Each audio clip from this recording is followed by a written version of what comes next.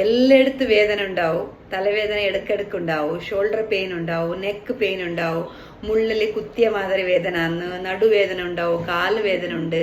ഇങ്ങനെ കുറേ കംപ്ലൈൻറ്റ്സ് ഉണ്ടായ ഒരു രോഗത്തിന് ഫൈബ്രോമയാൽജിയ എന്ന് പറയുന്നത്. അതിന് മാംസഖണ്ഡ വേദന എന്നത്. ഇനി ആയുർവേദത്തില് വാതവൃദ്ധി എന്നവേ പറയുന്നത് ഞങ്ങൾ. ഇപ്പോൾ ഫൈബ്രോമയാൽജിയ പറഞ്ഞെങ്കിൽ ദിവസം ഓരോ വേദന ഉണ്ടാവും, ഷോൾഡർ പെയിൻ. അപ്പോൾ വീട്ടുകാർ എന്താ പറയൂ, എപ്പോഴും നോക്കിയെങ്കിൽ വേദന തീരുന്നില്ല, വേദന അങ്ങനെ പറഞ്ഞുകൊണ്ടിരിക്കും. പിന്നെ രാത്രി വർക്ക് വരുന്നില്ല, ചില പ്രാവശ്യം കോൺസ്റ്റിപ്പേഷൻ ആവും, IBSന്റെ സിംറ്റംസ് ഉണ്ടാവും, ഇങ്ങനെ ടെൻഷൻ ഉണ്ടാവും, ആങ്സൈറ്റി ഉണ്ടാവും.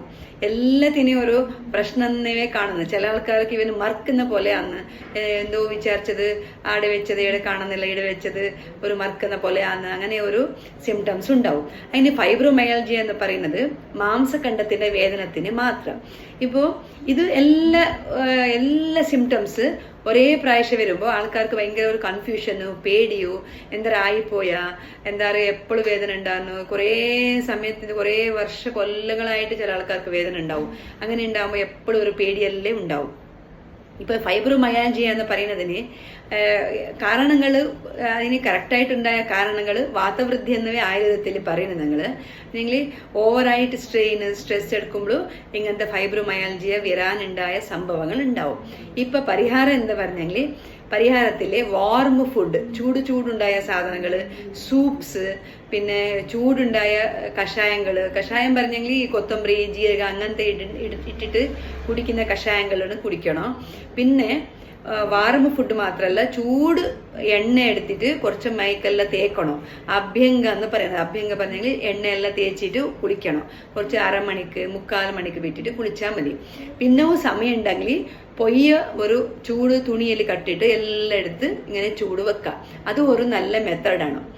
ആഹാരത്തിൽ ഏറ്റവും നല്ല ആഹാരം ഇതിന് പറഞ്ഞാൽ കിച്ചടി എന്ന് പറയുന്നത്. കിച്ചടി എന്ന് പറഞ്ഞെങ്കിൽ പച്ചപ്പയറിൻ്റെ വേള, പിന്നെ ബാസ്മതി റൈസ്, ഇത് മിക്സ് ആക്കിയിട്ട് കുക്കറിൽ വെച്ചിട്ട് വേവിച്ചിട്ട് മഞ്ഞൾ, കുരുമുളക്, ഇഞ്ചി, ഉപ്പ് ഇത് ഇട്ടിട്ട് നല്ല വേവിക്കണം.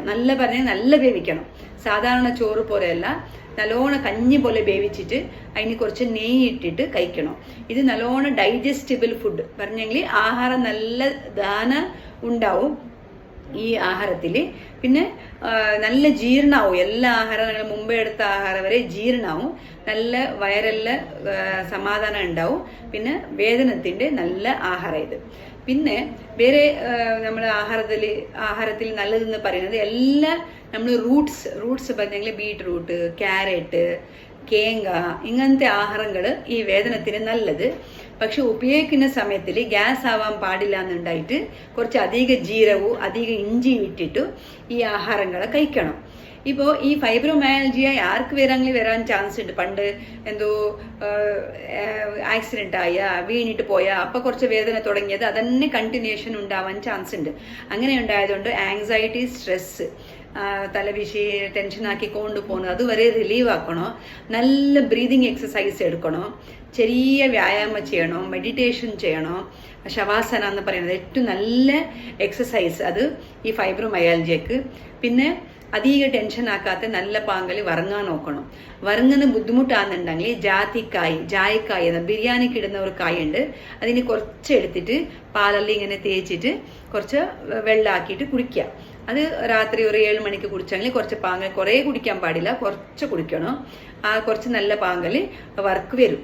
ഫൈബ്രോമയാൽജിയ എന്ന് പറയുന്നത് ചില ആൾക്കാർക്ക് എപ്പോഴും ഉണ്ടാവും, ചില ആൾക്കാർക്ക് എപ്പോഴെങ്കിലും ഒരിക്കൽ വരും. പക്ഷെ എല്ലാവർക്കും ഈ ഒരു ചികിത്സ നല്ല ഫലകാരിയായിട്ട് കാണും. എല്ലാവർക്കും ഉപയോഗം ആയിട്ടുണ്ടാവും എന്ന് ഞാൻ വിചാരിക്കാം. താങ്ക്സ്.